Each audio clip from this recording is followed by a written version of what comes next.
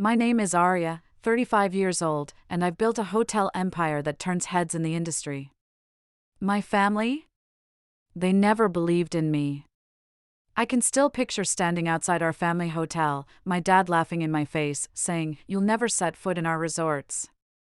He had no clue I already owned the entire chain, including the ground beneath his feet. Curious about what happened next? Drop your location in the comments and hit subscribe for more stories about proving people wrong. I grew up in Chicago, where our family's identity was all about the hotel business. My parents, Thomas and Margaret, ran a cozy 3-star hotel with 50 rooms near downtown, called the Chicago Paradise Inn. It was a family legacy, passed down for 2 generations. My dad always said my older brother, Patrick, was destined to take over. We lived on the hotel's top floor, so my childhood was filled with the clutter of luggage, the scent of fresh linens, and the hum of basement laundry machines. While other kids enjoyed summer camps, I was making beds with housekeeping, helping at the front desk during check-in rushes, or running errands for the maintenance crew. "A hotel's like a living thing," my dad would tell Patrick on their walks through the property. "You've got to feel its pulse." I'd tag along, soaking it all in, but Dad barely noticed me. When I asked questions, he'd pat my head and say, "This is business, Arya. Go help your mom with the lobby flowers." By 12, I could run the front desk, handle guest complaints, and balance daily receipts like a pro. But every time I showed what I could do, Dad found fault. "Room 304 said you were too slow, or you gave away our best suite too cheap." Meanwhile, Patrick, 3 years older, got all the praise for the same work. "You've got the knack, son," Dad would say, clapping his shoulder. "You know what it takes." My mom was gentler but didn't back my hotel ambitions either. "You're great with people, Arya," she'd say. "Maybe try teaching or nursing." The message was clear: this business wasn't for me. Still, my love for hospitality only grew. I started spotting things Dad and Patrick missed, like guests wanting breakfast at set times, business travelers needing better desk lamps, or our clunky reservation system causing delays. At 16, I filled a notebook with ideas to boost guest experience and profits. I worked up the nerve to share them at a staff meeting, pitching an online upgrade, a loyalty program, and a lobby refresh. Dad listened, stone-faced. When I finished, silence. Then Dad laughed, a sharp, dismissive laugh that stung. "Websites? Loyalty cards? That's fluff, Arya. Hotels are about clean rooms and good service."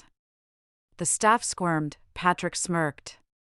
My face burned as I grabbed my notes and left. That night, I cried, not from sadness, but frustration. I knew my ideas were solid. The hotel world was changing, and we had to keep up. That year, a shiny new luxury hotel opened 3 blocks away, with modern perks and killer online deals. Our occupancy tanked by 30% in 2 months. Dad refused to cut rates or upgrade, insisting, "We offer tradition. Our loyal guests will return." They didn't. I suggested using emergency funds to fix up our outdated rooms, but Dad shot it down. "No wasting money. We'll cut costs and work harder." That meant firing 3 loyal staff and skimping on breakfast quality. I worked late nights at the desk and early mornings before school. Patrick took on more management, making cuts like cheap cleaning supplies that made rooms smell bad and washing linens less often. Complaints piled up, but Dad blamed the economy. A convention brought steady business for 3 months, saving us. Dad called it proof his old school ways worked. I saw it as a missed chance to grow. Through high school, I juggled hotel work and top grades. I joined the business club, studied accounting, marketing, and tech, and applied to colleges with great hospitality programs. When my acceptance letter from Cornell's School of Hotel Administration arrived, it was the best, and most tense, day of my life. That night at dinner, I shared my plan to attend one of the top hospitality schools in the country. My dad set down his fork and stared at me. "How will you pay for this fancy school?" he asked. "I got a scholarship," I said, keeping my voice steady. And I've saved up from working. He sighed, shaking his head. All that time and money wasted when you could learn the business here, the real way. But you've never let me learn it, I said, my voice cracking. You've never taken me seriously. He snapped, this isn't a game, Arya. It's our livelihood. Patrick gets it. You're just chasing big ideas and degrees. Mom squeezed my hand under the table, but she stayed quiet. Patrick smirked, secure as the chosen heir. That night, I made up my mind. I'd go to Cornell, ace my studies, and build a hotel empire that would dwarf our fading Chicago paradise, and not out of spite, but because I loved hospitality and knew I could do better. 2 months later, I packed for Ithaca, New York. Mom cried at the airport. Dad gave me a stiff hug, saying, "There's always a front desk job if your plans flop." Patrick didn't even show up. They had no idea their underestimated daughter was about to start a journey that would reshape our family business in ways they couldn't imagine. Cornell was a revelation. I was surrounded by people who shared my passion and valued my ideas. My professors saw my experience and pushed me to blend it with fresh thinking. In class, I often used the Chicago Paradise Inn as an example, sometimes of what not to do. To cover costs my scholarship didn't, I worked 20 hours a week at the Statler, Cornell's teaching hotel. My bosses there appreciated my input, unlike at home. By sophomore year, I was training new staff and joining management meetings. Junior year, I snagged a weekend job at the Athena, a 5-star hotel in Ithaca. There, I met Eleanor Thompson, the general manager who became my mentor. Eleanor, in her 50s, had risen from housekeeper to running a top independent hotel. "I see myself in you, Arya," she said one night over occupancy reports. "Smart, observant, and underestimated because you're a woman." She taught me budgeting, vendor negotiations, and how to handle tough guests and staff. She connected me with industry pros and got me a summer internship with Luxury Prestige, a leading hotel chain. That internship in Manhattan was a game changer. Luxury Prestige's data-driven booking predictions, guest experience research, and staff training were light years ahead of my family's ways. I worked 80-hour weeks, soaking it all in and earning praise for my hustle. The regional director called me in. "You're a natural, Arya," he said. "We want you in our management track after graduation." I called home, thrilled. Mom's voice glowed with pride. Then Dad got on. "So, you'll work for the competition instead of us?" he said coldly.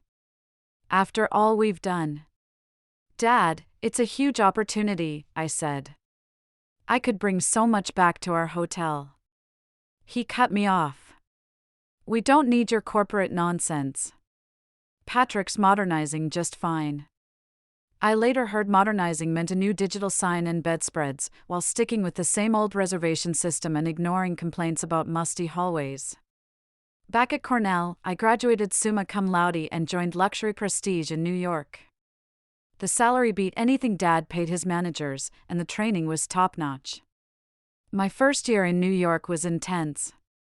I rotated through every department: housekeeping, marketing, revenue management. I worked with guests and learned expansion strategies. By year's end, I was assistant manager at their Park Avenue flagship. I launched a personalized check-in for returning guests, later rolled out chain-wide. My ideas weren't just heard, they were used. I called home monthly, trying to stay connected. Mom loved hearing about New York. Dad would ask when I'd come to my senses and return to Chicago. Patrick barely spoke to me. On a Thanksgiving visit, the Chicago Paradise Inn looked tired: faded carpets, outdated software. Over dinner, I shared small ideas to help without big costs. Patrick shot them down. "We don't need to pamper guests," he scoffed. "Our model works." "Does it?" I asked. "What's your occupancy rate?" Silence. Dad finally said, "About 65%. A healthy hotel should hit 80%. I knew they were struggling, but too proud to admit it or take my help. After that Thanksgiving, I called home less often. Watching the business I loved crumble from afar hurt too much, stuck in outdated ways. Meanwhile, my career soared. By 26, I was general manager at the Park Avenue Hotel, one of the youngest in the company's history. My leadership boosted revenue by 15% and earned industry awards for innovation and guest satisfaction. Hospitality Monthly called me a rising star, and I spoke at conferences. Over dinner with Eleanor Thompson, now running boutique hotels in New York, I shared my dream. I want a hotel blending big chain efficiency with family-owned charm, I said. But am I ready? Eleanor grabbed my hand. Arya, you've been ready forever. Are you brave enough to bet on yourself? I would in a heartbeat. Her words lit a fire.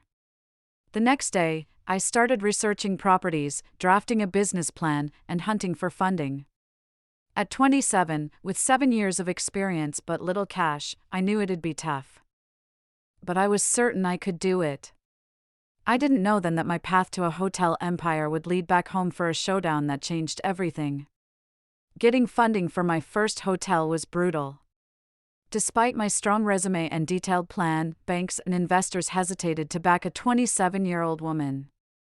Try something smaller, like a bed and breakfast, one said. Another suggested a male partner for credibility.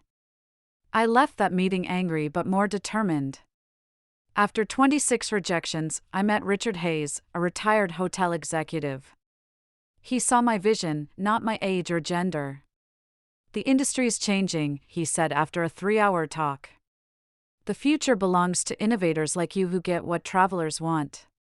With Richard's support and my savings, I bought a rundown Brooklyn hotel in a great location. I renamed it the Emerson, after my favorite poet, and created a boutique hotel with luxury perks at fair prices, using tech to enhance, not replace, human hospitality. Renovations took 8 months. I obsessed over every detail: custom furniture, local bath products. I hired staff who saw hospitality as art and trained them myself. I built software to track guest preferences subtly. The Emerson opened quietly but spread fast through word of mouth and social media. Travelers loved our fresh take. 6 months in, we hit 90% occupancy, beating industry norms. Travel blogs called us a hidden gem. Magazines wanted interviews. Business travelers returned for our seamless tech and service. Younger guests loved our eco-friendly vibe and local ties. I kept my success from my family. Our calls were short, just birthdays and holidays. I hadn't visited Chicago in 2 years. Mom asked about my hotel job, and I'd say things were fine. I wanted undeniable proof of my success before sharing it. With the Emerson thriving, investors who'd rejected me now offered funding. Richard urged caution to keep quality high. 2 years later, I bought a Boston property, then one in Philadelphia 6 months after. Each followed the Emerson's model but nodded to local culture. I named them the Thoreau and the Franklin. I formed Elegance Hotels Group to manage my growing chain. I hired a team, many from luxury prestige, who shared my vision. I gave all staff, from housekeepers to managers, profit sharing to fuel their drive. By 32, Elegance ran 10 profitable, top-rated East Coast hotels. Industry mags called us the fastest-growing independent luxury group, setting a new standard. I spoke at conferences and advised bigger chains on guest experience. I kept a low profile as my business grew. In interviews, I spotlighted our hotels and team, not myself. I used Elegance Hotels Group in deals, keeping my name out. This built our brand and kept my success hidden from my family. No one in my world knew about the Chicago Paradise Inn or my roots. I'd built my empire from scratch, just as I'd dreamed when I left Chicago. But those separate worlds were about to crash together. 8 years after leaving, Mom called on a weekday, her voice tight. "Arya, how are you?" she asked, too cheery. "I'm fine, Mom." "Is something wrong?" A pause, then a sigh. "The hotel's struggling." In 20 minutes, she confirmed my fears. the Chicago Paradise Inn was sinking. Occupancy was below 40%. They'd mortgaged it twice, even missing a loan payment. "Your father doesn't know I'm calling," she said. "He and Patrick are too proud. But I'm scared, Arya. This is our home, our life. Your father's 67, he can't start over." "What about Patrick's management?" I asked. Another pause. "He made bad calls. He sank money into a restaurant with a chef who bailed, and a spa that flopped." After we hung up, I stared at the Manhattan skyline. I wanted to fly to Chicago with help, money, advice, anything. But Dad and Patrick's pride would block me. They'd never admit I was right about the changing industry. I brainstormed for a week and hatched a plan. Elegance Hotels Group would buy the Chicago Paradise Inn through a holding company, with me as the secret investor. We'd offer a generous price, keep all staff, and let my parents stay in their apartment rent-free for 5 years. I hired a Chicago attorney with no ties to us, swearing him to secrecy. To my family, it'd look like a random investment group expanding into Chicago. My attorney met Dad and Patrick, offering 30% above market value, job security for staff, and the apartment deal. Dad resisted at first. "This hotel's been ours for 2 generations," he said. "No faceless corporation gets it." But with 3 missed loan payments, foreclosure loomed. After a week of arguments, they met again with their bank, who warned they'd lose the hotel soon without help. Dad reluctantly agreed, asking to stay on as a consultant during the transition. I approved it fast, knowing it'd help his pride. 60 days later, Elegance Hotels Group owned the Chicago Paradise Inn. I stayed anonymous, managing it all through my attorney and team, never visiting Chicago. It was just another deal, clean, professional. Due diligence revealed a bigger mess. Dad and Patrick had bought 3 other properties, all failing and debt-heavy, tied to the Chicago hotel. I decided to buy all 4, restructuring their debt under Elegance. It stretched our funds, but I couldn't let my family lose everything. My plan was to renovate the smaller properties first, saving the Chicago Paradise Inn for last. This gave my team time to tailor each hotel to its market while keeping its history. I ran Elegance from New York, joining daily calls but never mentioning my connection. To my staff, this was just a Midwest expansion. 6 months later, the first 2 smaller hotels reopened under new names, earning rave reviews and strong occupancy. The third followed 3 months later, just as successful. Finally, I turned to the Chicago Paradise Inn, the place that shaped my childhood and sparked my career, despite my family's doubts. I wanted its makeover to shine, blending its historic charm with modern upgrades. I set a big budget and tight timeline, handpicked the designers and contractors, and checked daily photos and video updates. As the renovation wrapped up, I faced a tough choice: reveal I owned the hotel before or at the grand reopening? After thinking it over, I chose the reopening. I'd invite my family as VIPs and, with industry folks and press there, step out from behind my corporate mask to own my past. I didn't expect this to fix our family drama overnight. But I hoped they'd see what I'd done, saved and transformed their beloved business, and we'd start to heal. At the least, they'd have to face my success. I booked a flight to Chicago, my first in years, ready to confront my history. The hotel, now the Sandberg to fit my literary Chicago theme, was unrecognizable. The lobby sparkled with a Lake Michigan-inspired chandelier. Rooms blended modern tech with classic Chicago style. The restaurant, run by a local chef, served bold regional dishes. For the reopening, we invited Chicago's business leaders, travel reps, influencers, and media. I signed my family's invite as Elegance Hotels Group, listing them as VIPs. I arrived 3 days early, staying at another hotel to oversee final touches incognito. On reopening day, I walked the Sandberg early, thanking staff, many from the original crew, unaware of my ties. By 6:30 p.m., the lobby buzzed with Chicago's elite and media. From a private office, I watched guests arrive for the champagne reception and tour.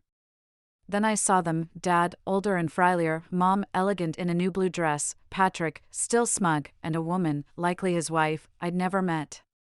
The general manager, briefed that morning but sworn to secrecy, took them to the VIP lounge. At 7:15, I stepped onto the lobby stage, heart pounding. "Good evening, thanks for joining us to celebrate Elegance Hotels Group's newest gem," I said, spotting my family at the back. They didn't recognize me at first in my sharp suit and new hairstyle.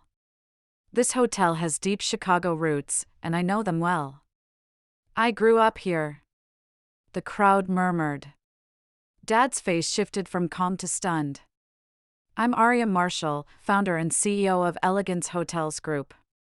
To this hotel's former owners, I was just Aria, the daughter who chased a hotel dream." Silence fell. Mom covered her mouth. Patrick whispered to his wife. I shared Elegance's growth and our vision for the Sandberg as our Midwest star. I thanked the staff and design teams, keeping my tone upbeat, avoiding family drama or the hotel's past struggles. "Please explore the Sandberg, enjoy our chef's creations, and feel the mix of Chicago charm and modern luxury we've built." "Thank you." Applause roared, but I barely noticed, watching my family. Dad was pale, Patrick angry, Mom near tears. Offstage, reporters and guests swarmed me, asking about my connection. I said briefly that my family owned the hotel for years, and bringing it into Elegance was a full-circle moment. My family stood stiffly nearby, watching. After 20 minutes, the general manager pulled me aside. "Your family wants a private word," he said. "They're in the presidential suite." I nodded, steadied myself, and took the elevator, bracing for the moment I'd both awaited and feared. In the suite, my family stood awkwardly by the windows, skyline glowing behind them. No one spoke until Dad said, "So, you plan to humiliate us in public?" "No, Dad," I replied calmly. "I plan to save your business before you lost it all." Patrick jumped in, face red. "By sneaking behind our backs, hiding as some nameless company? Would you have taken my help if I'd been upfront?" I asked. "Would you have admitted how bad things were?"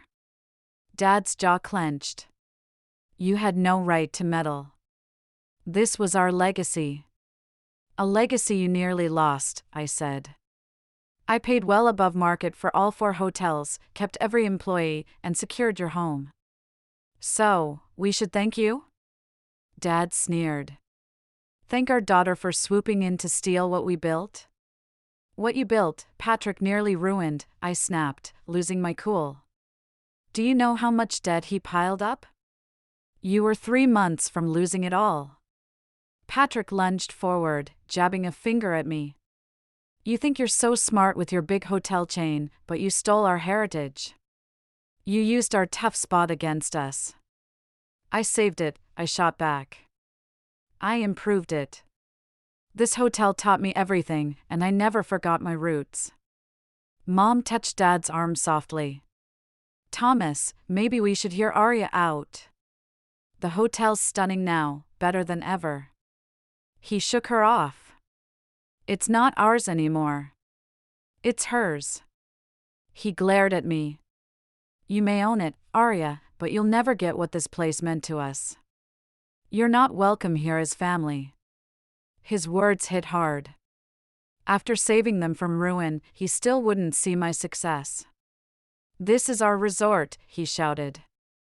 "Not yours. You'll never step foot in our resorts." I froze, struck by the irony.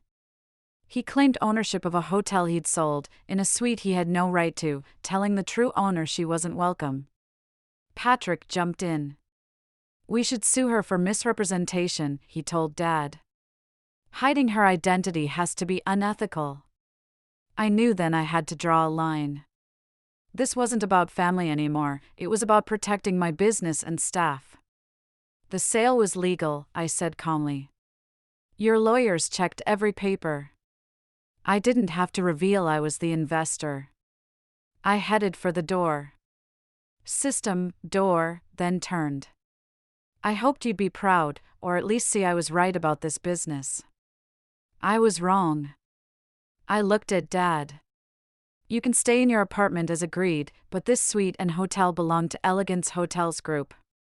Treat our staff and property with respect. I left, shutting the door softly. In my office, I let myself grieve the family connection that seemed lost. Later, as the party buzzed and guests praised the hotel, I saw Dad and Patrick leave, faces grim.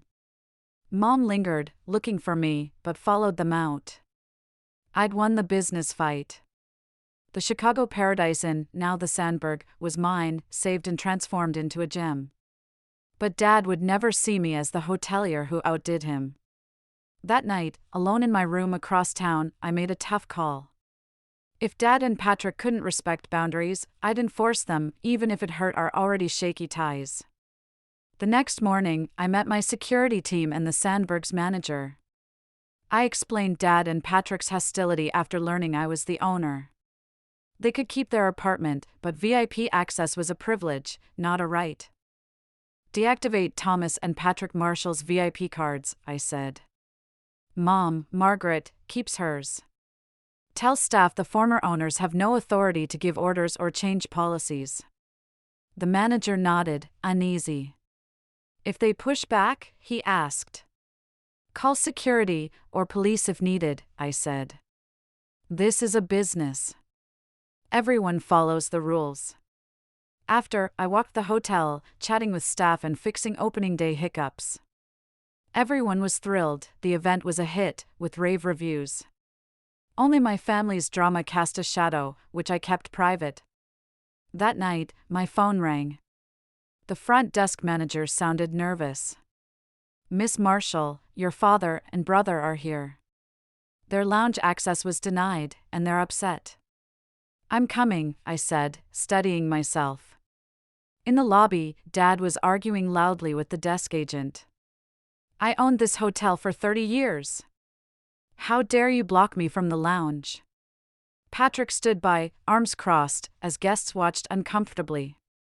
This was the public scene I'd dreaded, threatening the Sandbergs' reputation on day 2. Would you have taken my help if I'd been up front? I asked.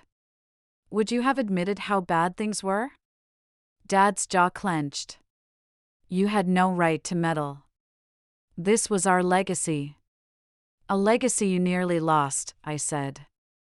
I paid well above market for all 4 hotels, kept every employee, and secured your home. So, we should thank you? Dad sneered. Thank our daughter for swooping in to steal what we built? What you built, Patrick nearly ruined, I snapped, losing my cool. Do you know how much debt he piled up? You were 3 months from losing it all. Patrick lunged forward, jabbing a finger at me. You think you're so smart with your big hotel chain, but you stole our heritage. You used our tough spot against us. I saved it, I shot back. I improved it. This hotel taught me everything, and I never forgot my roots. Mom touched Dad's arm softly. Thomas, maybe we should hear Arya out. The hotel's stunning now, better than ever. He shook her off. It's not ours anymore. It's hers. He glared at me. You may own it, Arya, but you'll never get what this place meant to us. You're not welcome here as family. His words hit hard. After saving them from ruin, he still wouldn't see my success. This is our resort, he shouted. Not yours. You'll never step foot in our resorts.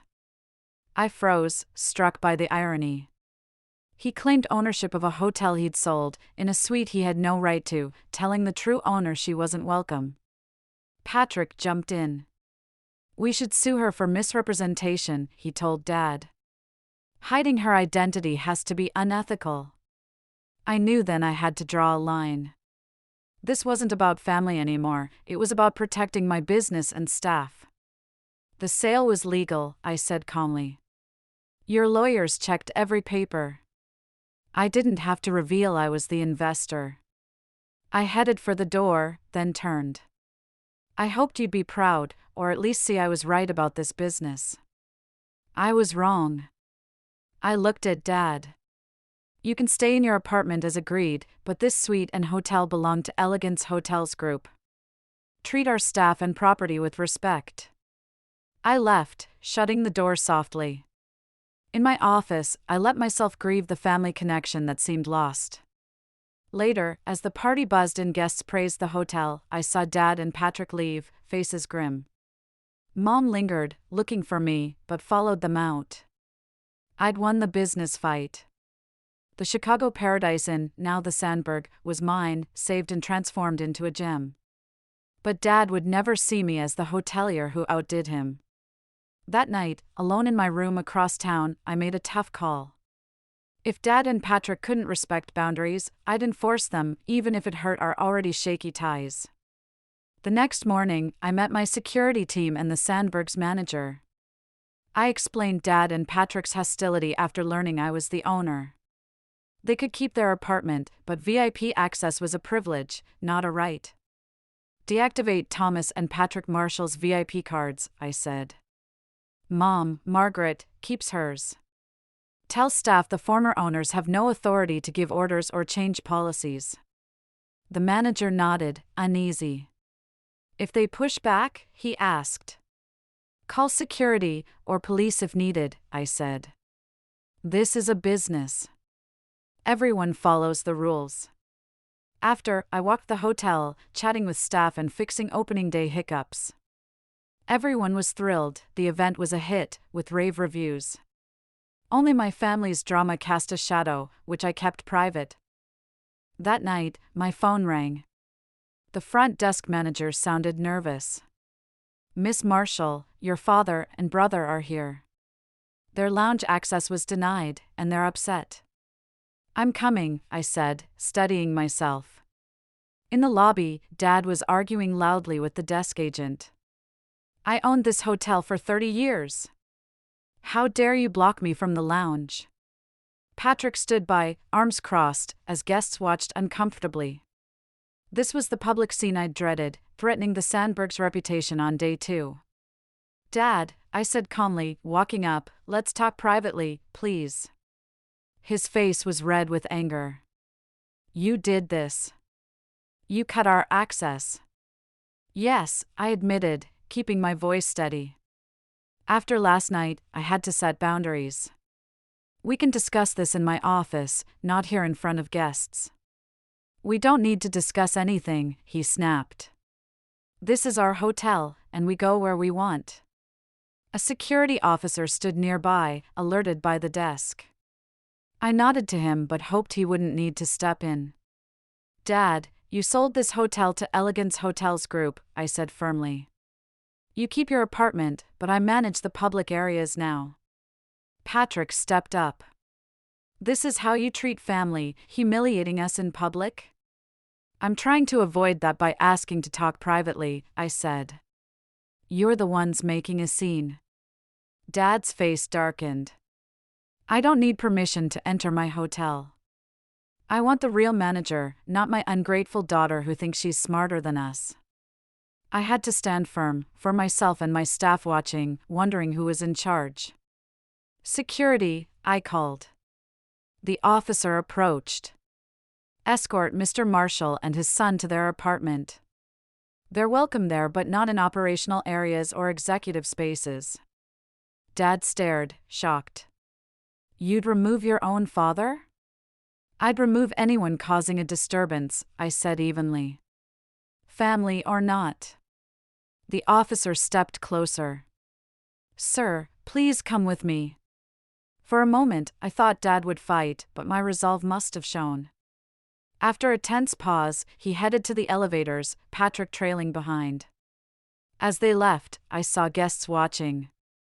I smiled professionally. Sorry for the disturbance. We're sorting out transition issues. Can I offer you free drinks in the lounge? They nodded, satisfied, and I dodged a PR crisis, but I knew the family fight wasn't over. That night, after the chaotic reopening, I retreated to my temporary room across town, the city lights of Chicago flickering through the window like distant stars. I felt exhausted, a mix of triumph from the successful event and heartache from the family blow-up. My phone rang, pulling me from my thoughts. It was Mom. Her voice came through shaky, almost whispering, as if she feared being overheard. "Arya, your father's furious," she said, her words trembling. "I've never seen him like this." I sat on the edge of the bed, rubbing my temples. "I'm sorry, Mom," I replied, my own voice heavy with regret. "But he can't act like that in a business setting. It's not just about us, there are guests, staff, reputations at stake." She paused, and I could hear her sigh, the kind that carried years of unspoken burdens. "He feels betrayed, Arya. This hotel was his life's work. You saving it, taking it over, it humiliates him. He sees it as you stealing his legacy." The word stealing stung, but I understood the emotion behind it. I leaned back against the headboard, staring at the ceiling. "Mom, I didn't do this to hurt him," I said, my words measured to keep the frustration at bay. "I saved what you all built." The debts were mounting, foreclosure was looming. Why can't he see that? I poured my resources into preserving it, not destroying it. There was a long silence on her end, broken only by faint background noise, maybe the hum of their old apartment fridge.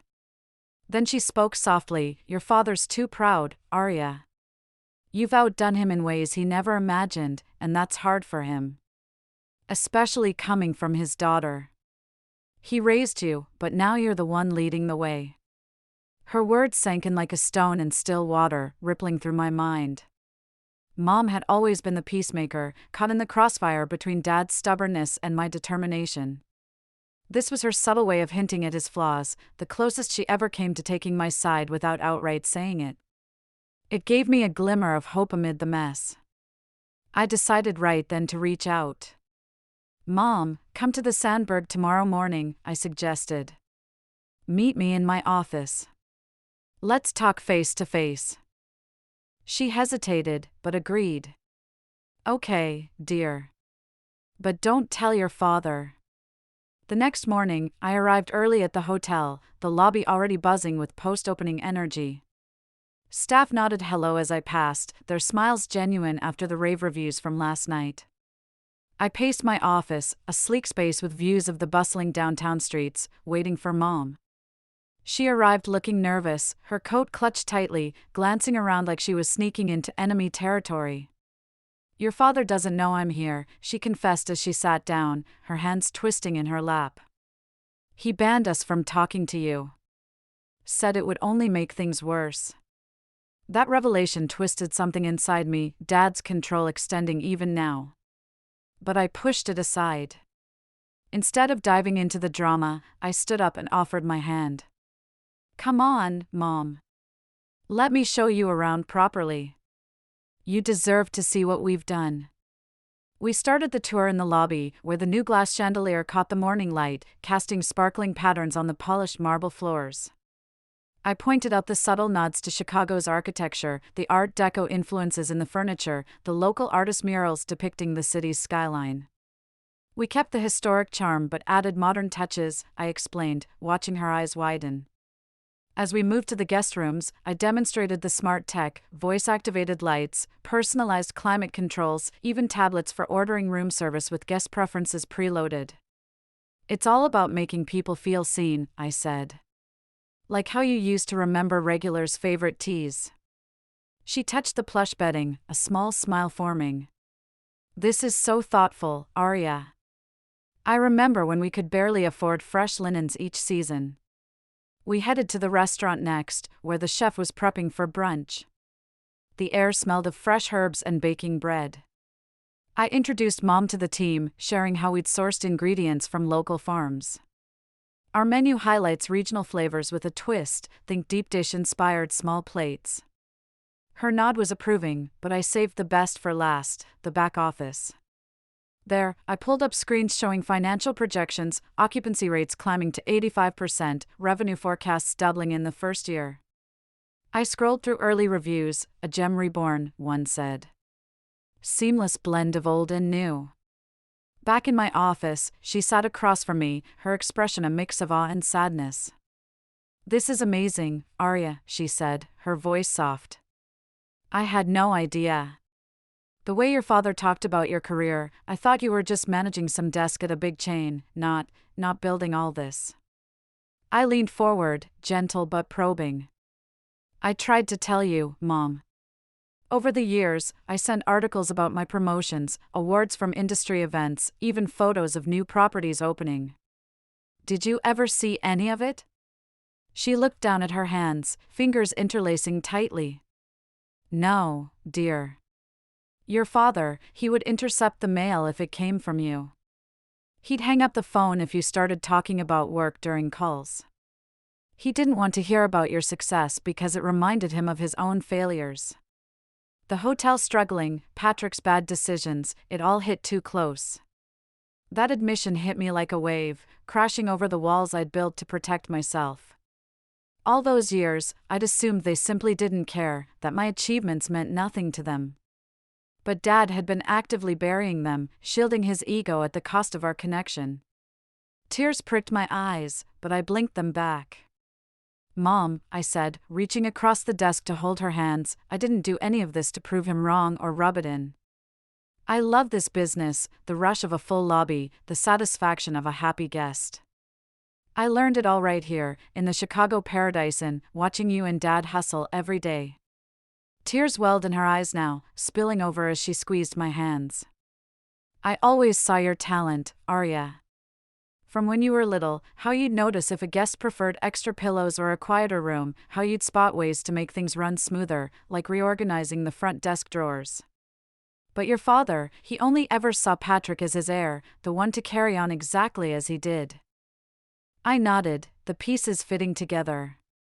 Because Patrick wouldn't change things, I said quietly. He'd keep it all the same, safe in the old ways. That's why the business almost collapsed. The industry evolved, online bookings, personalized experiences, sustainability, and they refused to move with it. I tried to warn them, but... She wiped her eyes, nodding slowly. I see that now. And deep down, your father does too. That's why he's so mad, not just because you took over the hotel, but because you were right all along. Your success proves it, and that eats at him. We sat there for a moment, the weight of unspoken truths lifting slightly. It was the first real, honest conversation we'd had in years, free from Dad's overshadowing presence. Over the next few weeks, as I dove into stabilizing the Sandberg's operations, tweaking staff schedules, analyzing guest feedback, planning marketing campaigns, I made time for Mom. We met often, sometimes for coffee in the hotel cafe, other times for walks along the lakefront. Our bond rebuilt gradually, like mending a frayed quilt. She opened up about my career unfiltered, asking questions about how I balanced expansions with quality control, or what inspired our eco-friendly initiatives. In return, she shared her own early hotel stories, one silenced by Dad's dominance. Like how she convinced a vendor to donate flowers for the lobby when money was tight, or the time she calmed a celebrity guest during a snowstorm delay. Those conversations healed parts of me I didn't know were still broken. Meanwhile, I prepared for my return to New York, confident the Sandberg was in good hands with my trusted general manager. But not everything was smooth. Patrick, seething from the humiliation, consulted lawyers to challenge the hotel sale. I wasn't surprised, his ego wouldn't let it go. As I predicted from my own legal reviews, they confirmed the deal was airtight. Elegance Hotels Group hadn't misrepresented a single detail.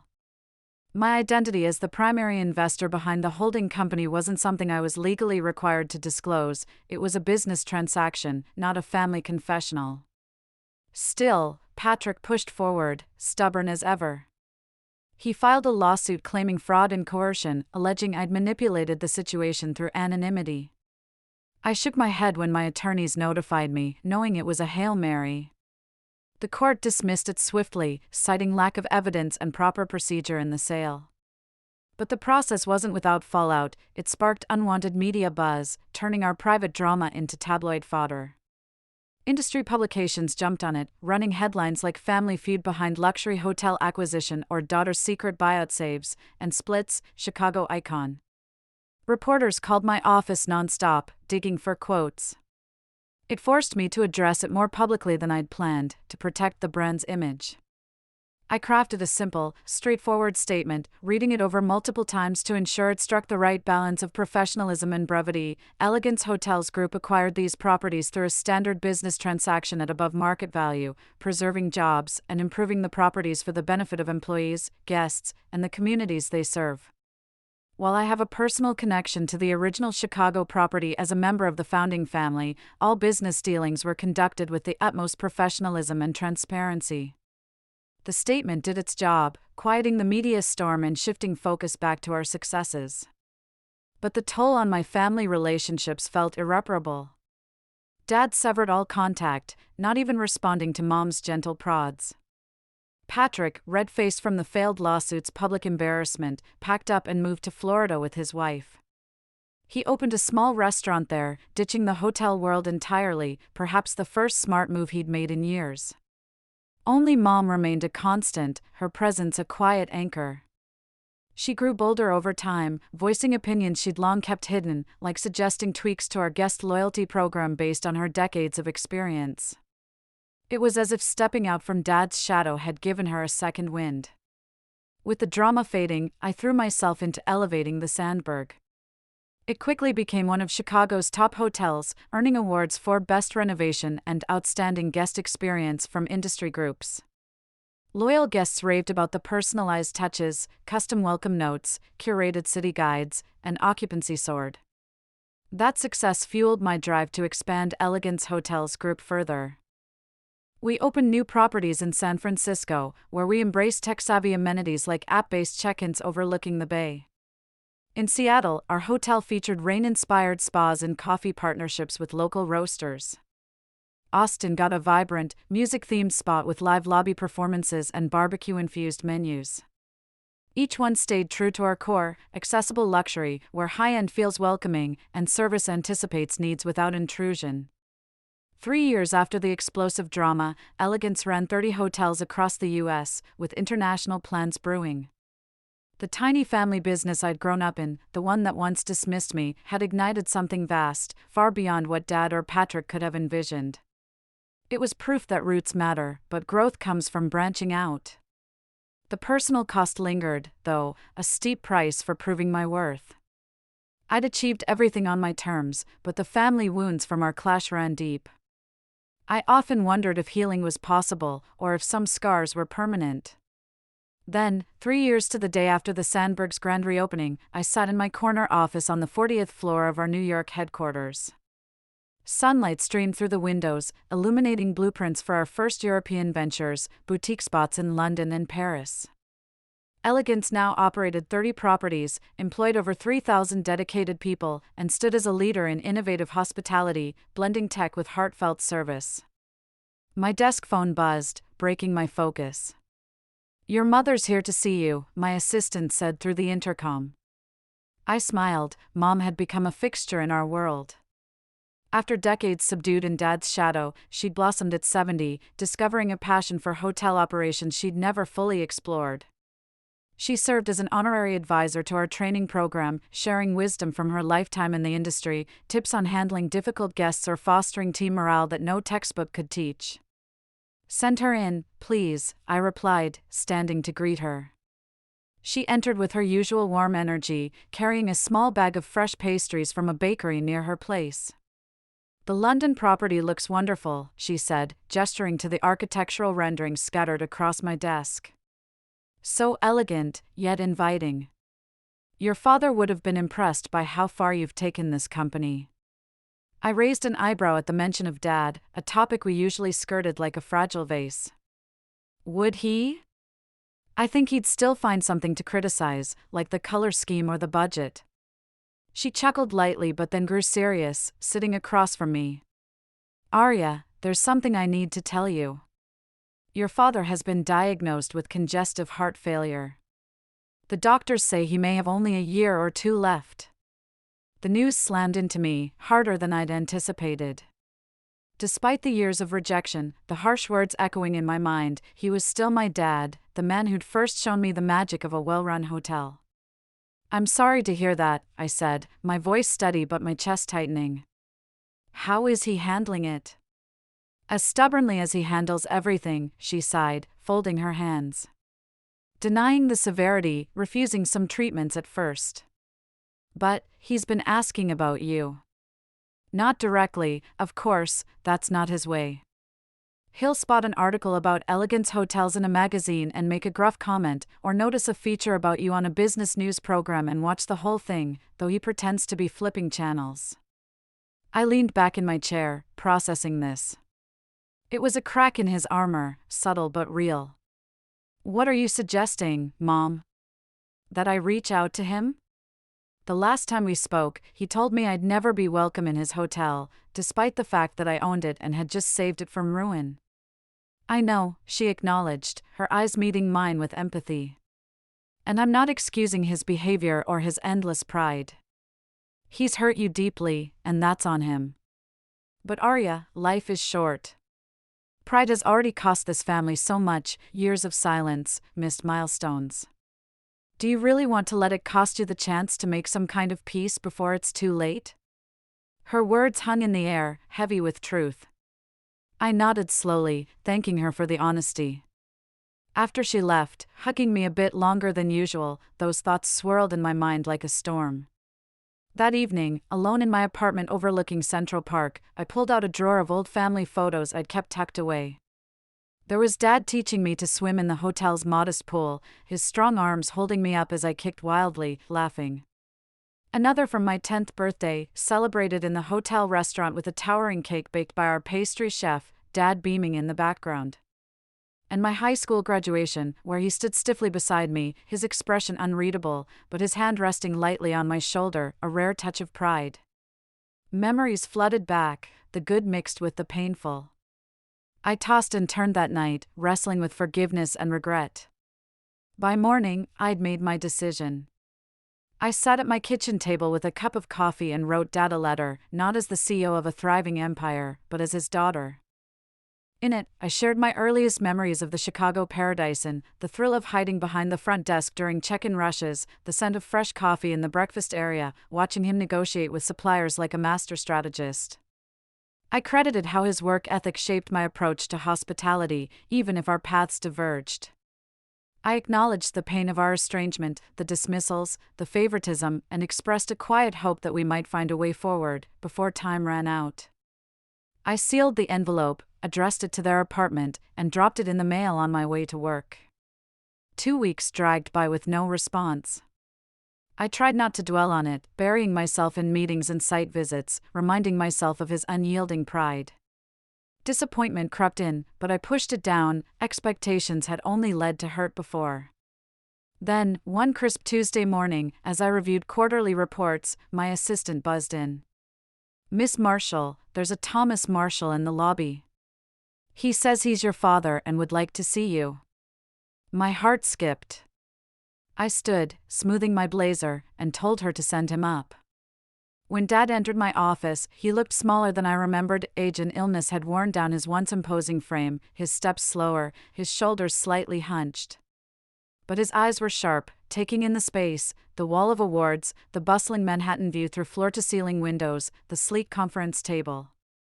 "Quite a setup you have here," he said, his voice gruff but lacking the biting anger I'd braced for. It was almost neutral, like he was appraising a competitor's property. "Thanks," I replied, gesturing to a chair. "Want the tour? It might give you a sense of what we've built." He nodded, and I led him through the headquarters. We started in the operations center, a high-tech hub where screens monitored all 30 properties in real time, occupancy stats, guest feedback alerts, even weather impacts on bookings. "This lets us respond instantly," I explained. "Like if a storm hits Seattle, we prep extra amenities." Next, the design studio, where artists and architects huddled over models. I introduced him to a few key team members, a lead designer who'd revamped the Sandberg, a marketing was behind our viral campaigns. Dad shook hands, asking pointed questions about budgets and timelines, his old hotelier instincts kicking in. Back in my office, he paused before a large framed photograph of the Sandberg's grand reopening, the lobby alive with lights and guests. He stared at it for a long moment. "You did a good job with the old place," he said quietly, almost to himself. "Better than we ever could have managed." Coming from him, that simple admission felt monumental, like a dam cracking. "Thank you," I said, keeping my voice even, not wanting to overwhelm the fragile moment. He didn't look at me yet, eyes still on the photo. "I was wrong, Arya," he continued, his tone measured. "Wrong about a lot of things. Wrong to dismiss your ideas back when you were just a kid trying to help. Wrong to favor Patrick simply because he was my son and followed my playbook without question. Wrong to fight you tooth and nail when you were the one saving everything we'd built from going under." I stood silent beside him, stunned. These were words I'd imagined in my darkest moments but never expected to hear. He went on, "I was so caught up in doing things my way, the way my father taught me, the traditional path, that I couldn't see how the world was changing around us. Online reservations, guest data, all that fluff you talked about. By the time I realized we were sinking, it was too late. And my pride, it wouldn't let me admit that you, my daughter, had been right all along." Finally, he turned to face me, his eyes damp with unshed tears, a vulnerability I'd never witnessed. "I'm not asking for forgiveness, Arya. What I did, how I treated you over the years, that's not something easily forgiven, and I don't deserve it lightly. But I wanted you to know, before it's too late, that I see now what you've accomplished. This empire you've built. I'm proud. So proud that it hurts, because I know I had no part in your success. You achieved all of this despite me, not because of me." His confession, raw and unfiltered, was everything I'd waited decades for, not just praise, but true recognition of the hurdles he'd placed in my path. It cracked something open in me too. "You did have a part in it," I said, the realization dawning as the words left my lips. "Your dedication to the guests, your obsession with the smallest details, your refusal to cut corners even when times were tough, that became part of me. We may have built very different structures, but the foundation was always yours, Dad."